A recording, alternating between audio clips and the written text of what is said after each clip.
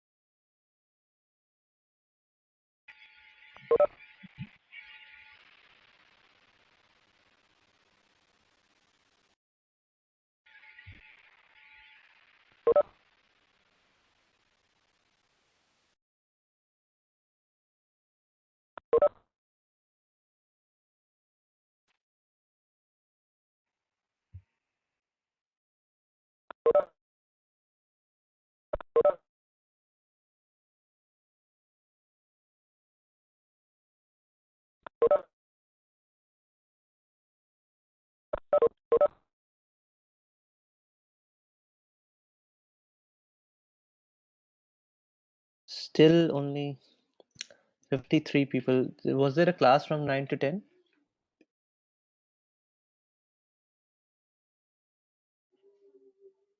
I'm assuming. Okay, okay, fine. We'll wait for okay, one more minute.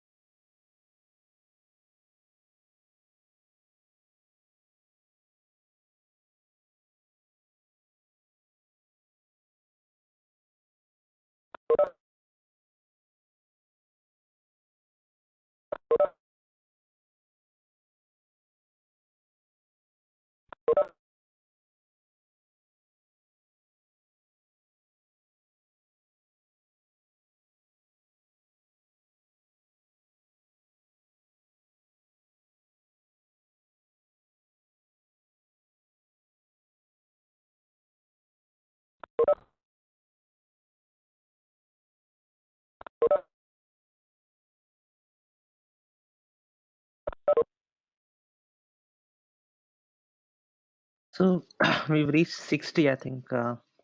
That's half of the batch. So let's start. Um, the attendance is actually going down week after week, so we don't have too many weeks left anyhow. So I assume by the last week, if I have like 15 to 20 people online, that'll be enough. Okay, so let's start, guys. So today the lecture is, and by the way, um, we have to take a decision. I thought I will have a meeting over the weekend, but there were so many things at the personal front, so I could not arrange a meeting. But one thing that I can see is that since we only had two labs, and then the third one was basically converted into an assignment, so till now we only have two labs. We can't even apply n minus three because for n minus three to be applied, you need at least four labs, right? So as of now, I don't have any lab really to even give you marks. So this is what I have thought about as of now. um, we will have we will go through coding lectures. uh, what exactly does it mean by coding lectures? Sir, I meant that we are going at a somewhat fast pace, so many students really can't catch up with what's going on. We are understanding the theory part, but we can't Hmm. code that thing. Okay. So Okay. saying that. So one week that I have kept aside is basically for problem discussion, and next week. So because whatever I am supposed to teach you in the core part of programming, that will be done in this week. Okay, it will be over in this week. Um, Next week, what I had in my mind was I will keep one week just for problem discussions. So problem discussions, these lectures are not going to be recorded lectures, they are going to be live lectures. And maybe what we can do is we can start discussing code at, if in the next whole week is basically problem discussion. So if you guys want, we can actually have this kind of a of scenario where we actually discuss code, right? Because programming concepts are over, right? I mean, this week is the last programming concept that is left. That is basically file handling. So after that, I don't think there's any core programming concept that I need to teach you. I have, in fact, I'm even open. You guys can open the syllabus, right?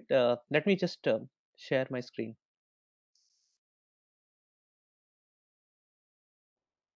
Mm, okay. So this is the syllabus that we are following currently, and in this you can see that week 10 is basically about debugging. So I will tell you how to use GDB. Some of you might have already heard about GDB, but we have not discussed it in the class because that is not really a core part of programming. That is basically a part of programming with C and C++. Okay, but some of the concepts that I will tell you will be exactly the same. Let us say if you are using Java or some other programming language, the debugging concepts. Okay, how do you debug a program when you have some problems? That we are going to discuss first in the next week. And the next two lectures, I can actually change the order as well. If you want, I can discuss the problems first and then go to GDB, or so this is possible. We can change this part. The idea was that I wanted to discuss some code, right, in the class, and this is what this part of the stuff was. When I mean, actually, I realized that we have already done binary search. I think we discussed insertion sort, right? Prior to, we did discuss one sort. I'm not sure which sort did I discuss. I think it was. Uh, Uh, okay. I mean, we just did we. So you guys already know the concept of sorting. It's just that I thought we'll pick up some problems, okay, and then try to see how do you write code for it. This was the overall idea. I still don't know how to do it in a live thing, right? I mean, how should I go about it? Shall I write the code beforehand and then try to explain it? Shall I write the code live, where we all contribute and see, okay, what should be done? I'm still not sure how to do problem discussion.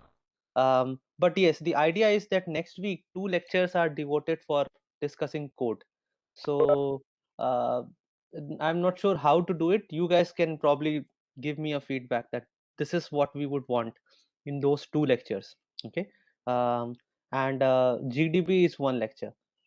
I don't know how your CP is. What's exactly? I mean, is it programming club or something? What is it? CP? Sir, like seniors take our classes in a Okay. similar way, you can also take the discussion week.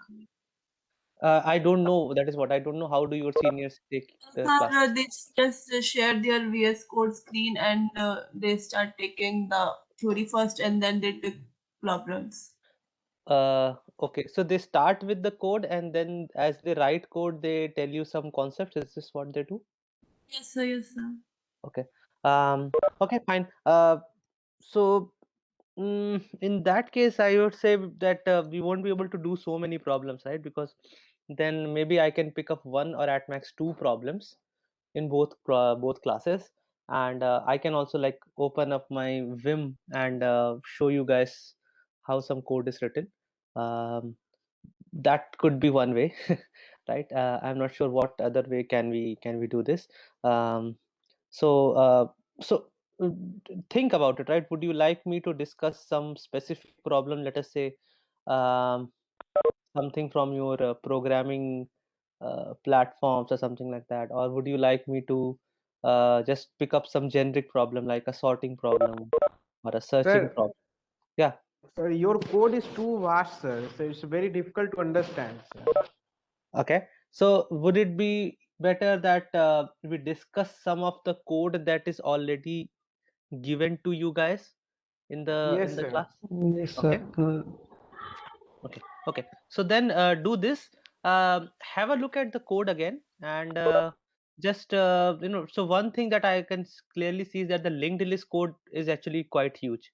Um, it might be a difficult thing for people to understand that. So what I can do is I can certainly discuss the linked list code that has a lot of concepts within it, right? It has loop concepts, it has pointer concepts, functions concepts, everything is there in the linked list code. So one code that we can discuss in class is the linked list code. Anything else that you guys feel would be it will be beneficial if we discuss it in class? Any other code?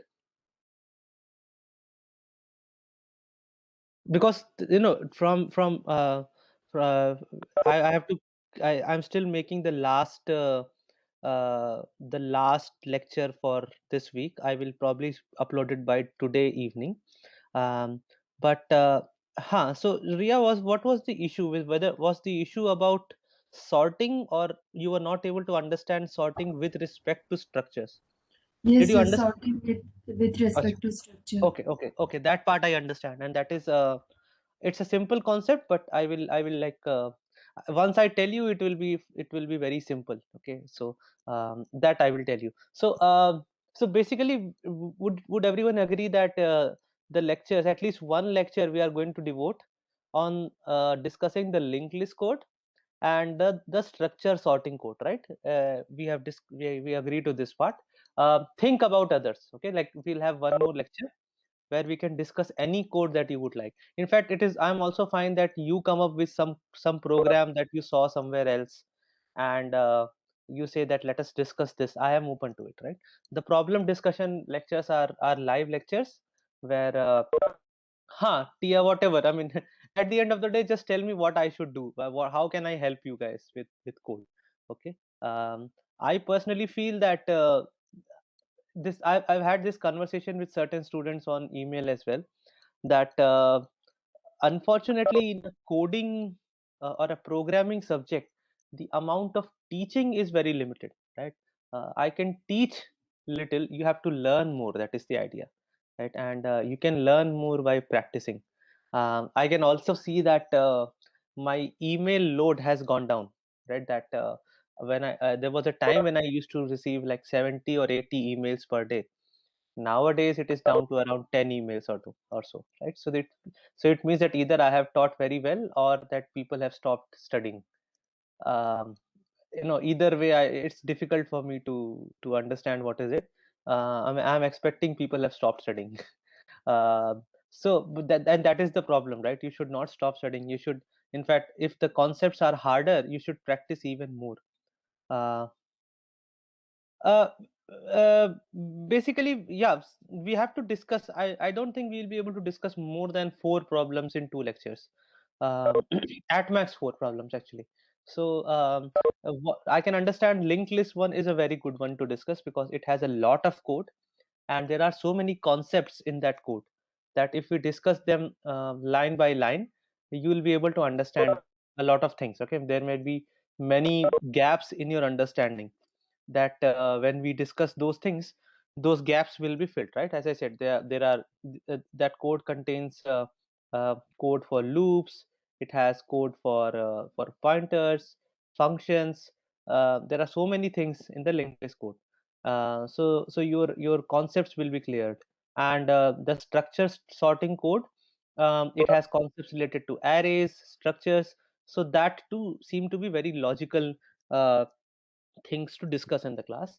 But just like that, right? I mean, if there is any program that I have given you guys which you were not able to understand, and by the way, I expect that you'll send these kind of queries to me over email, that you opened up the program and you were not able to understand a particular line or a particular function. Just drop an email. Okay, ask me why have you written this, what exactly does this mean. I'm open to uh, replying back to you guys, because uh, coding is something that you'll have to learn. Okay, you'll have to learn through practice. I can only teach you concepts. Okay, that is the problem. And if we were in the ideal world, if we were in within the institute, I would have taken the labs in a much better fashion.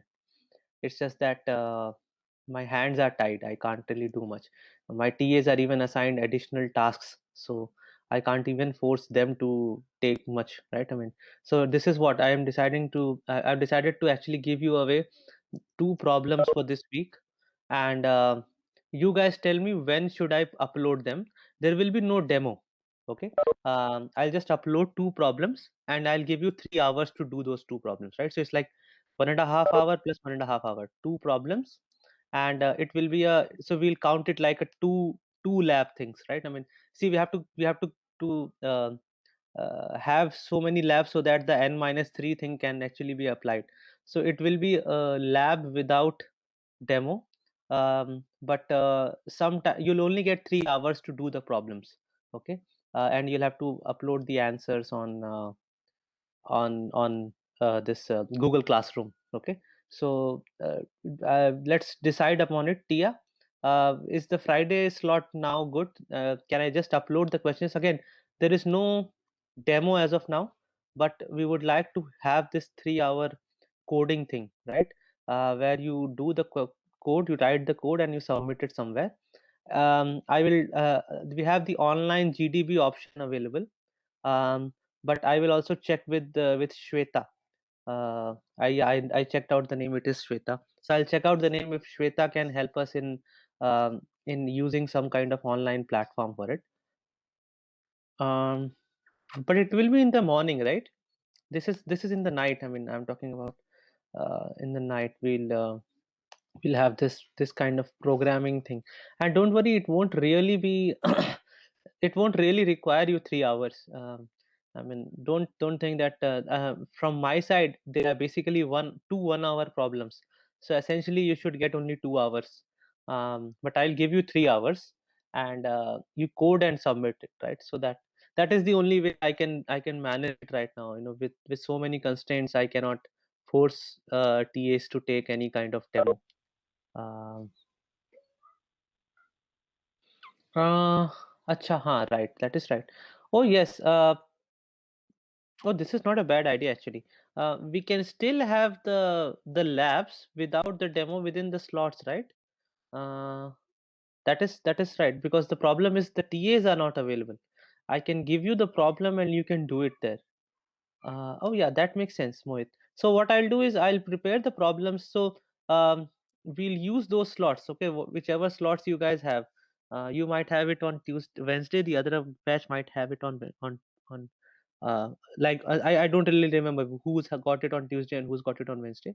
But this is a good way to do it. I'll just uh, have it like this.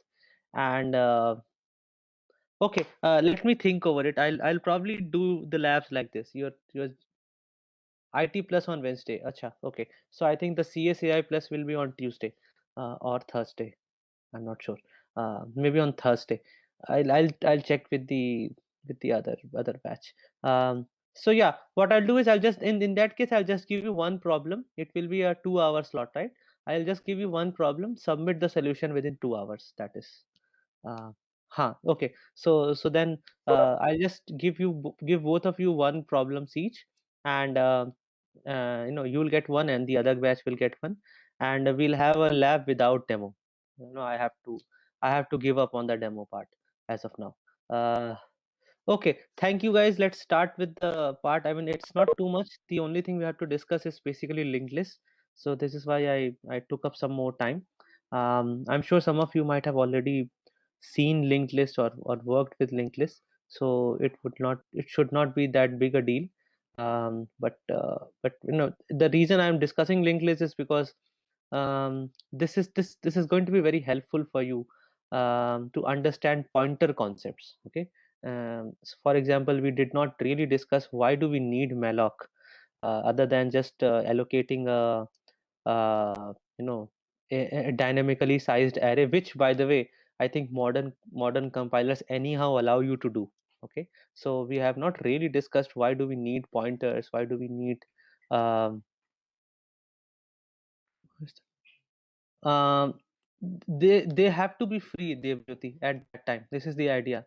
When you are free, when you have this lecture, they might have actually a different lecture. So it's not like we can merge them. This is a very good idea, but the problem is when you'll have other classes, they'll have ITP, and when you have ITP, they'll have other classes, right? So, right. Oh, so so anyhow, yeah. So the reason I discussed linked list is so that you understand the whole idea of pointers and dynamic memory allocation, why it is so important in programming, to know these two concepts. Okay, this is the idea why I discussed linked list. um, okay, so let's start, guys. Who's going to be my volunteer today? We have half an hour. I think half an hour should be fine.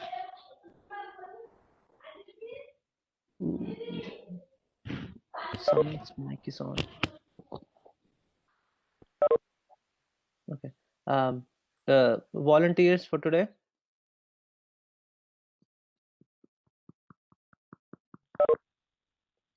No volunteers? This is okay. This is getting stranger and stranger day by day. It's okay, Mohit. Someone has to try. I will see. I will always like come in if you feel uh, you know if people feel that they are not confident, I can always answer. So I have three at least. So I'll let me mark them. Mohit, your roll number and section. Okay, I got your name. Just a minute.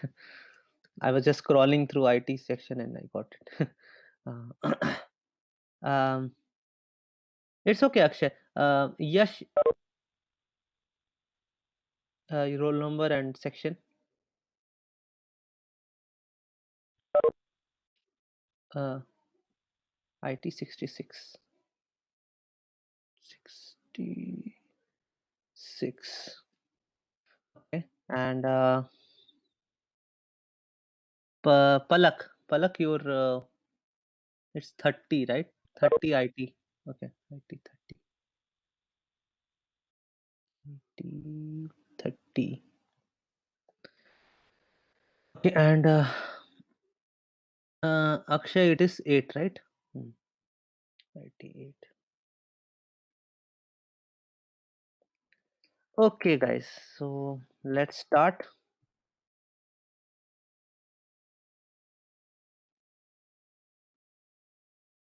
And if at any point you feel that you don't know the answer, you can also say, if none of the chefers know the answer, I'll come in.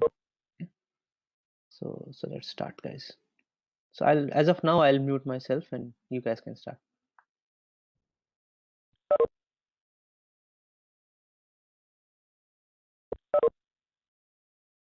Am I audible? Like,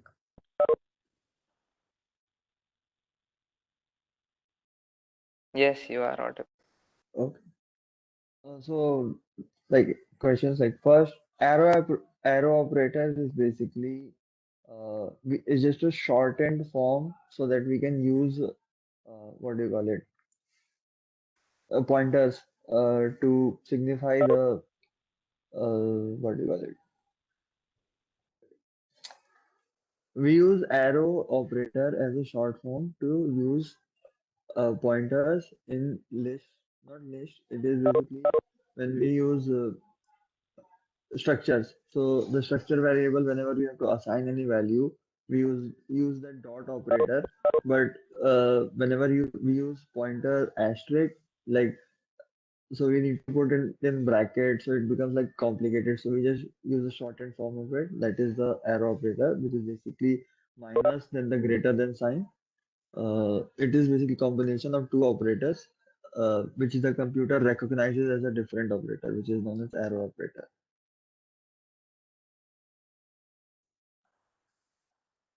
So I would like to add, so basically when we use structures, so when we deal with structures, one way is to just make structure variables, like when we declare structure boy, and then we have members like name and all those things. So we can just make boy s1. That was first method which we discussed in the earlier class. We also can make pointers pointing to that structure. So like we make ptr that is pointing to that structure. But if we want to access the members like name using that pointer, so then we used to use star ptr and dot that member name. And in order to shorten this, we can directly write ptr and then arrow and then member name. So that's an alternative to use pointers to access the structure members.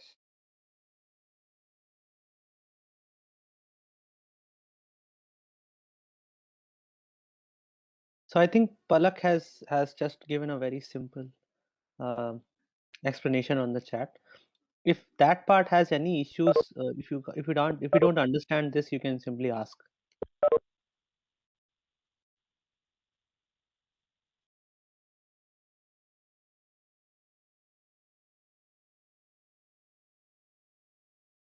Otherwise, you can move ahead.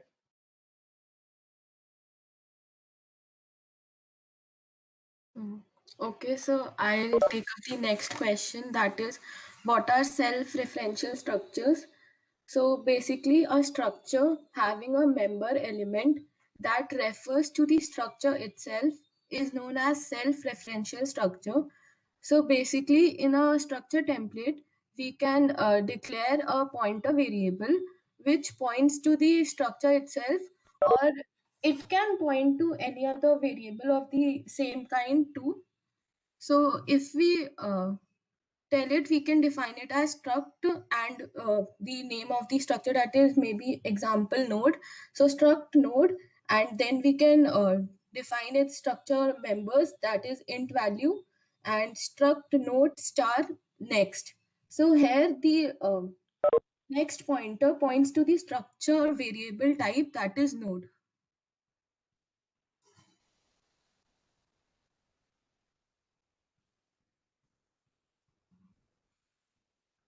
What is the real use of self-referential structure?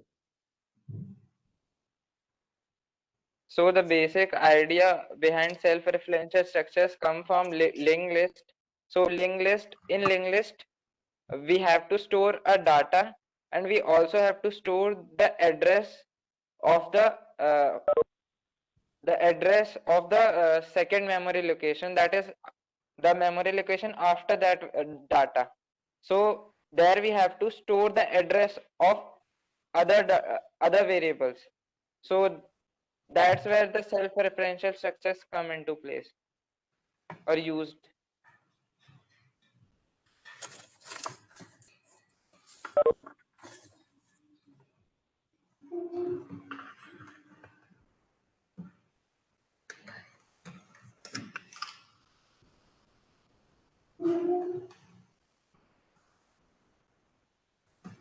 So there is a question by Ria. Let me answer this actually. So it's kind of recursive, but the idea is like this, Ria. So basically the major reason for using something like self-referential structure is that let us say you have some data, and that data is to be arranged in some kind of a list as in the simplest example of a list is an array, right? Where you have so you need an ordered collection of your elements, right? So in this case, what happens with these self-referential structures is, as your shepherds just said, that instead of having one array of a fixed size where you are going to store your data, basically the first thing I have is that this list is dynamic as in it will start with just 0 elements, and then over a period of time you can keep on adding more elements to this list. Okay, so that whole problem of coming up with a size for your array, even if you can define dynamically sized array, you can still only create an array once. Okay, the size of the array becomes fixed. Okay, I'm not sure what you guys have studied in other uh, courses, but if you guys have studied something like list or vector or something like that, so this is in that direction, that essentially you want a kind of collection where things can grow and shrink dynamically without you having to explicitly provide a size. So the major use for self-referential structures is this, that you are basically going to create a chain, right? That there is some piece of data, and then the next piece of data in this collection is pointed to by a pointer. That is the idea, that you start with a structure where, so usually this is the common thing that we do in self-referential structures. We have some data elements. It is not necessary that you have just one data element. Okay, so don't think that this is the only way in which you create self-referential structures. You can have more data here, right? That, for example, you can call it data 1, you can call float data 2, something like this. There can be any amount of data. The idea is that you're storing this data in a kind of list, and then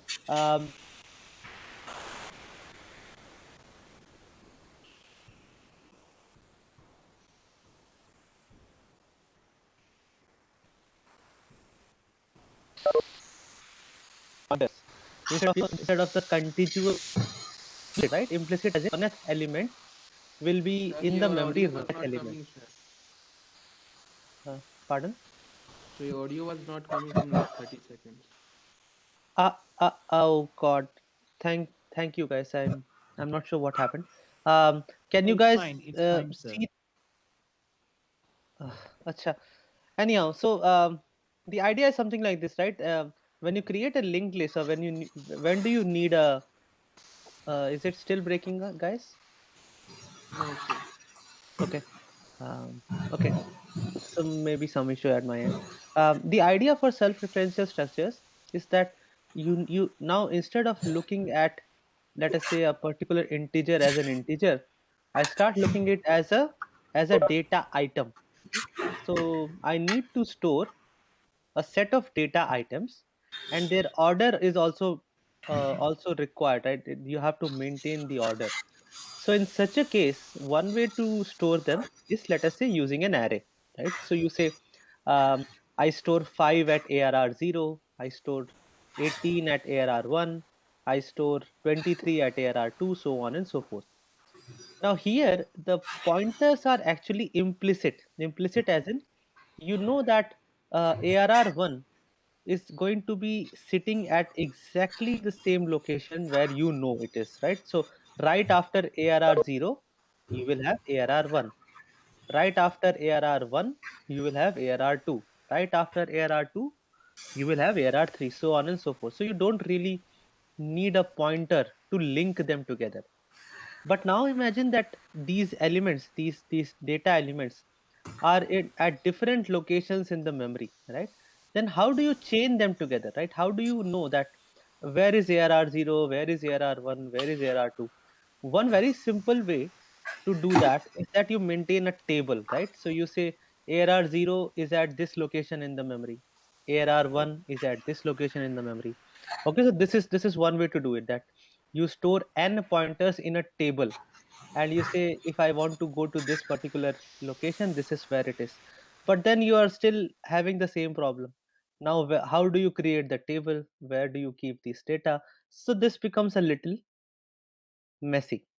So the other way to do that is using a linked list, that each data item also has a pointer which points to the next data item in the list. Okay, so if you start from the beginning and you keep on hopping through these pointers, you will reach ultimately the end of the list. That is in a nutshell, this is what a linked list is. And the applications of linked list in computer science, they are so vast. um, you guys are still new to this, but let me give you a very simple example. Do you know how the space on your hard drive is maintained, right? That for example, your hard drive might currently say I have 3 GB of space left. Okay, and let us say it has 60 GB of space currently occupied and 3 GB of space left. Do you know how exactly that 3 GB is calculated? There is something known as a free space list. Okay, so what happens is, it is not that this 3 GB is a contiguous memory on your disk. Okay, no, that is not the case. Because even if you assume that there is something like this, the problem is whenever you create a new file and whenever you delete an old file, you understand that there will be blocks within your memory. Some file which was created before, as soon as you delete it, the amount of space that this file was taking up, that gets free, and that need not be in the same contiguous block. So usually what is done is something like this: you maintain a free space list. Okay, so there are pointers in these blocks. Okay, so and your operating system just points has a pointer which points to the first free space on your hard drive. Then within that free space, there is a designated place where it points to the next free space block on your hard drive. Then that block has another pointer which goes to the next block, so on and so forth. Okay, so this way you can maintain a free space list, and this is an example of how a linked list works. Okay, so the idea is that, I mean, don't be worried if you don't understand what I'm saying right now. When you study operating systems, you will get to know what a free space list is. But the idea is that linked lists are a very practical data structure, and this is usually how we do things, right? If we want to chain together a number of elements, and in such a way that these elements can at any point of time be inserted or deleted, right? So there is no fixed size of my list, then I use something like a linked list. Okay, um, so this is the whole idea of why do we have self-referential structures. This is the idea that you have to chain these structures together. Okay, and if you have gone through the homework and additional reading part, you'll get to know that sometimes we have more than one pointers as well. So you can keep two pointers, for example, and we call it a doubly linked list. So what is a doubly linked list? Essentially, in a simple linked list like this one, you can only move in one direction. You start from the first block, then you go to the second, then fourth, and so on and so forth. You can't go back, right? Because the pointers are not stored in the opposite direction.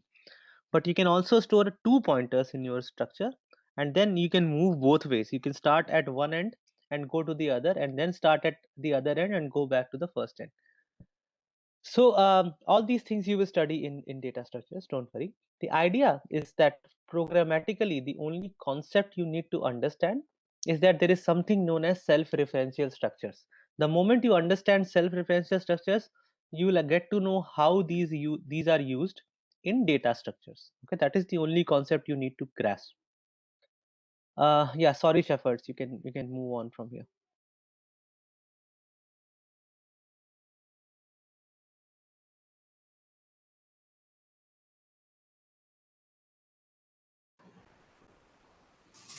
So the next question is, in a linked list, what does the head variable refer to? So there is a special pointer called head that points to the first node in the list. For example, initially head is null, and then we give the head the address of the first node which is there, and then that head points us to the object, or what we can say, the node in the list.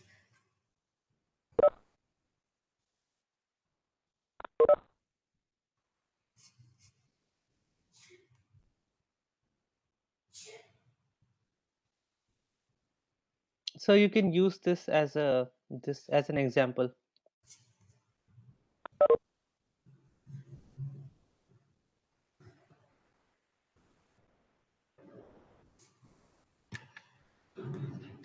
Palak, can you see my screen? Yes, sir. Okay. So you guys can ask your doubts, or try to understand what is head using this picture.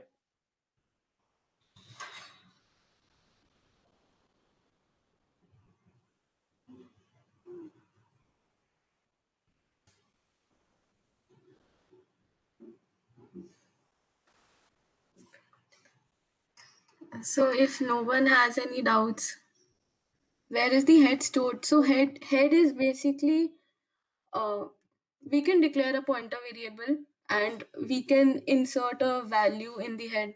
I think so. Yeah, so head is a pointer. It's a simple pointer variable. So node struct node asterisk head, right? It's a pointer variable. You don't store a value in the head because head is just a pointer. Everything is stored in actual structures. It's like this. You have to differentiate between a structure and a pointer to a structure. Okay, so when I say int I, what will I store in I store values like 5, 10, 15, 16, something like this. But when I say int asterisk ptr, ptr is not going to store I 5, 10, 15, 16, right? Ptr is going to point to I, which in turn stores 5, 5, 10, 15, 16. So the same concept is there. That head doesn't store anything. Head points to a structure, and that structure is going to store some values, and it will have a pointer. Okay. So for example, can you guys see my mouse pointer in this tab? No, right? Yes, sir. You can see. So this is the idea, guys, that basically uh, this node, this is a structure. Okay, it is not a pointer, it is an actual structure. A is the data part, and then there is a pointer here. Okay, this pointer goes to this part. This is another structure. Okay, this has B as the data element, and then this one goes to C, and this one goes to D, so on and so forth. And this last node in the list, it points to null. Null means there are no more nodes after this. So head is a pointer which points to the first node in the list. Okay, does that make sense, guys? uh, yes, the next stores address of B. The next of A stores the address of B. The next of B stores the address of C, and so on and so forth. So you can understand that there is a chaining. If I'm currently sitting, if I know where is A in the memory, I can, with the help of the next member variable, go to B, right? Similarly, if I once I reach B, with the help of its member variable next, I can go to C, right? There are pointers from one place to another. Is it now making sense that basically what is it that we are storing? We are storing pointers to the next version. So if you say, um, if you think about integers, so basically I have I and let us say I dash. Okay, I dash is a pointer to some other integer j. Okay, and then there is a j dash that is going to point to another integer k. Then there is a k dash that points to another integer l, so on and so forth, right? So if you start with one, you can actually reach the end. That is the idea. Sir, Yeah. so can you please explain more about node? Because I was confused whether it's just the name of a structure template, because later we addressed it as structure variable node. Yeah, so it's like this. Node is a common term. Don't worry about it. It's a terminology thing. You can call it anything that you want. Okay. Node is the common term that we use in the linked list, where we say that one particular element. So it's like this. This is one node. You can see my mouse, right? You guys can Yes. see my so this is so basically node, when we define the structure template, we call this structure as node, right? So that structure template is essentially, as you guys already know, creating a new data type, right? Whenever you create this structure, essentially, once you have defined the template, you can write something like struct node s1, s2, s3. So then struct node is in some ways equivalent to int, char, float, double. Just like you create variables for char, int, float, double, you can now create variables for struct node. So that node term is essentially, it works two ways here, right? Basically, it is also the name of the template, as well as, casually I also call a structure variable of the node template as simply a node. Okay. Don't get caught up with the terminology. Maybe I should, the right way to say this is something like this. This is a structure variable of type node. This is another structure variable of type node. This is another structure variable of type node. This is the proper terminology. Sometimes we simply use shortcuts, but if you want to understand the proper terminology, this is the actual terminology. So node is the actual structure template, and this is one structure variable of type node. This is another structure variable of type node. This is another, and head is a pointer to a structure variable of type node. Does it clarify the terminology problem? Do you Yes. understand? Right? Yes. Yeah. It means that it has two uses here. Yeah. Okay, So sir. sorry. So yeah, I mean, these terms will become much clearer to you once you jump into the data structures pool. Uh, then you will understand. The node term is a very common term, and in fact, this term actually comes from the background of computer networks. We call a node to be one particular member of a network, actually, right? So the node term comes from computer networks, and I say that this node is faulty. This means that in a network, this particular computer is not working properly. And here we are having some kind of a list, right? It looks like a number of computers are sitting next to each other, which are networked, which are connected to each other. So that is the same term that comes from the computer networks background. We use the same term in linked list as well. But don't be worried, don't get confused. Whatever structure concepts they are exactly the same. It's not a special structure. Node is not a special structure, it's just another structure. You could have called it something else instead of node. Okay. So shall I unshare this and go back to the document? Are there any more queries on this? So, Yeah. so when we write asterisk head is equal to null, what does that mean? It means that it is a pointer to a structure variable of type node, but currently it is not pointing to any structure variable. So null is more like a constant which is used with pointers, where we say that this pointer is not pointing to any place in the memory. Okay. It's similar to saying that I declare int I equal to 0, and then whenever I want to use I'll assign it and then I'll use it. But in the beginning, I'm simply initializing I with 0. That is the kind of idea. Yes. Any more queries, guys, on linked list? Actually, we have already covered the basics of linked list. We'll just zip through the idea of how insertion and deletion works. But any other queries? I will actually open up that slide probably where I showed you guys insertion and deletion. But any questions from this particular? I mean, I just opened up Google and typed linked list, and all these things came up. Any questions from these images?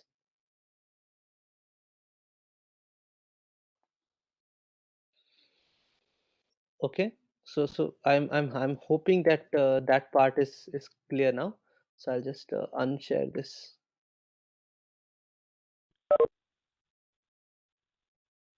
Okay. Let me first share the document again.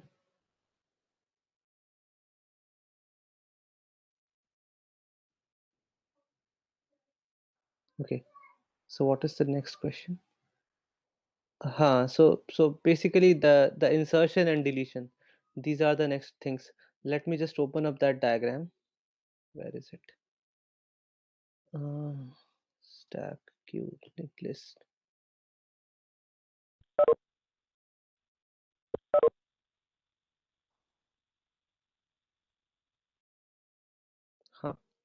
Just a minute. So I'll just share this particular tab, and then would any of the shepherds like to explain it? I'll just let me share it first.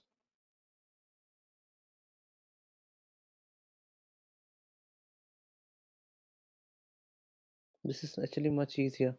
Can you guys see this? Is it visible? Just a minute. Yes, sir. Yes, sir, it's visible.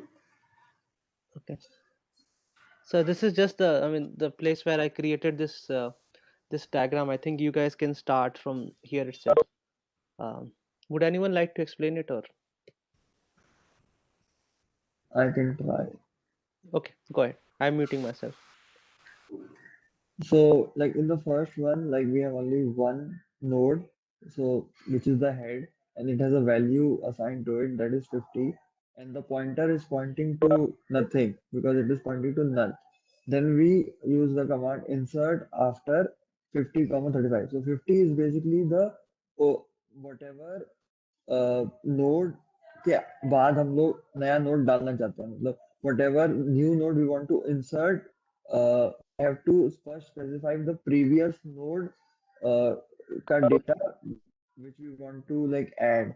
So then basically the pointer of the first one points to the new node which we have basically just created. And then the same process is in the next step also. It's just that the node which we are adding or what inserting a new node after just change. So the first one it was 50 and then the second one we are using 35. So basically these are the data present inside the node. That is basically just the simple concept of insert. But see, in the this one, as you can see, we can insert in between two existing nodes also. It's not just that we need to do it after like the end node where the pointer is null. That is not a necessity. We can put it in between, as you can see in this one, that insert after 35, 45. So before that, after 35, it was 65, but now it is 35, 45, and 65. And then the address of the pointers are like automatically changed, like from what I know. Then comes the delete part. Then delete is basically, it is self-explanatory that you just write the data that you want to, you write the data of what the node that you want to delete. And the moment you delete it, it automatically connects the pointer of the previous and the one previous node and the node after it together. Now, one thing that we have to understand that data might be repetitive. So like we can have multiple 35s. So the command flows through from head. So it will perform the operations the moment it finds the first data. So if there's like three consecutive 35s, it will choose the first 35, and only after that it will put the value or delete the value. I don't know whether there is a certain way of specifying like that I want the third or the second 35. I think, sir, if you know, like you can. Okay, so thank you, Mohit. So first of all, let's start from the beginning. So essentially, it's like this: when we create a linked list, in the beginning, this head pointer is simply null, right? There are no nodes in the linked list. So the insertion, it is done at head. Okay, so we call this operation as insert at head because currently there is uh, no element right now in this linked list. So the first element, whatever we insert, the idea is like this: when I get this value 50, I create a structure. So struct node, whatever it is, let's call it n1, and then I assign n1 dot data to be 50, let us say, and then I keep n1 dot next as null. Null means there's nothing there which is currently in this in which is there is no next element in the linked list right now.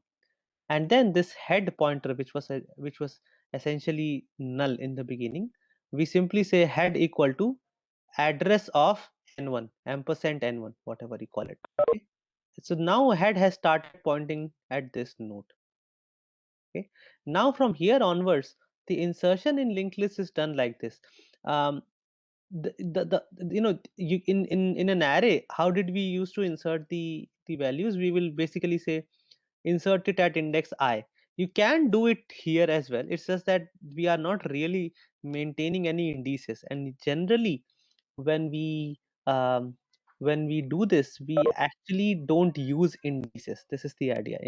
In general, when the use cases in the real world where linked lists are used, indices really don't matter. Okay, so with some usually you simply say just insert it after this element. I don't care how many elements are there in the list before that element and after that element, but just insert this node after this element. This is what we seek in linked list. So I do something like this: insert after 50.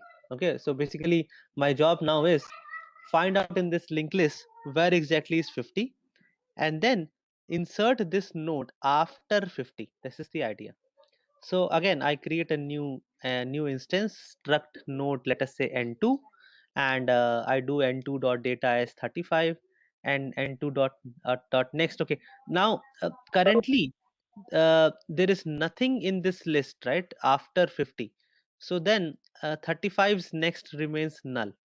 But in this case here, when I do insert 45 after 35, you can see that 35 is already in between in the list, right? So there is a member that is before and there is a member that is after. So this is how insertion works. You create a new node.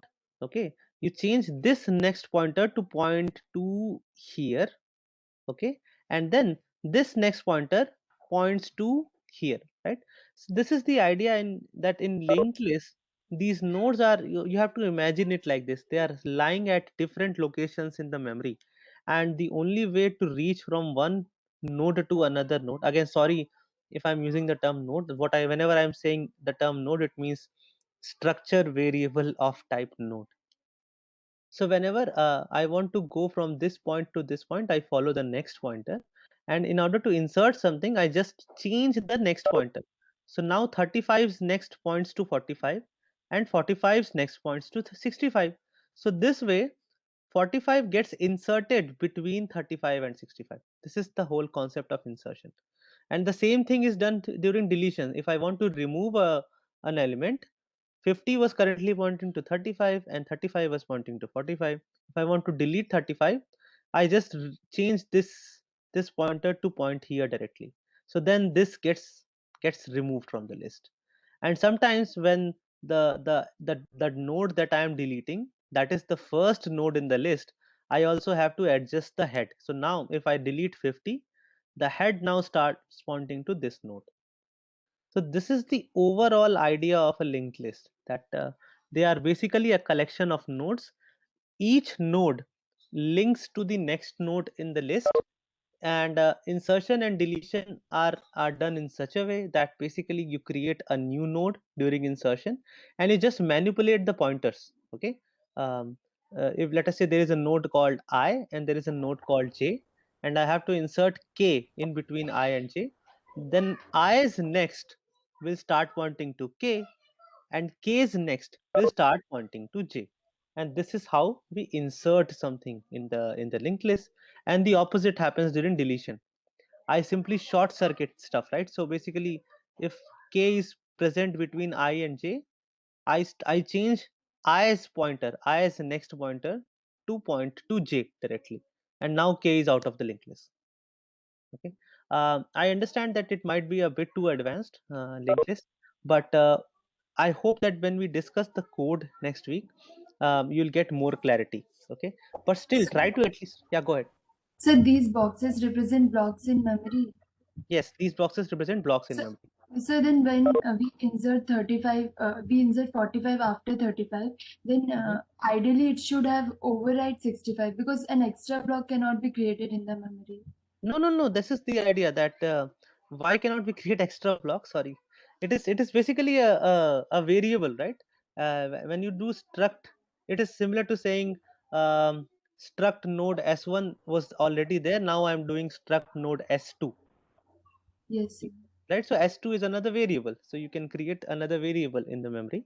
That is right. So you had I, J, and K, and now you say int int L. It will be allocated some 4 bytes of space. The same concept is here, that you're creating a new block, and this block has to be linked with existing blocks. So it means they are not contagiously in the memory. They are Means not 35, contiguous. 45, They are 65. no, they are not contiguous. The only thing that is holding them together, that is why pointers are there, right? They are at different locations. 50 could be let us say at memory location 100. 35 could be at memory location 60. 45 could be at memory location 10,000. 65 could be at memory location 15,000. Okay, they are scattered around memory. And so when we delete a particular block, then the previous pointer, it implicitly points to the next pointer. We have to means write in the No, code. we have to do it in the code. Okay, Right. this is what.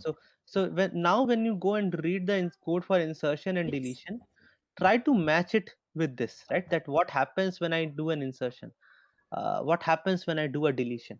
Okay, read the code. Let us see if you can understand it now or not. Okay.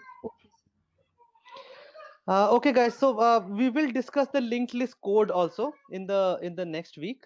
But I would like you guys to try to understand it. Head node is simple. So basically, when there is no node in the linked list, the first thing I do is I create a node. I assign the data item, and that head pointer, it was initially pointing to null, right? I simply said now point to this new node that I have created, new structure variable that I have created. So the reason I have this insert add head as a different operation is because usually you need a previous node after which you insert a new node. But when the list is empty, there is no previous node. There has to be one first node. That is why insert add head is a kind of a special operation, that you basically say create a new node and assign this to be the head. That is the idea.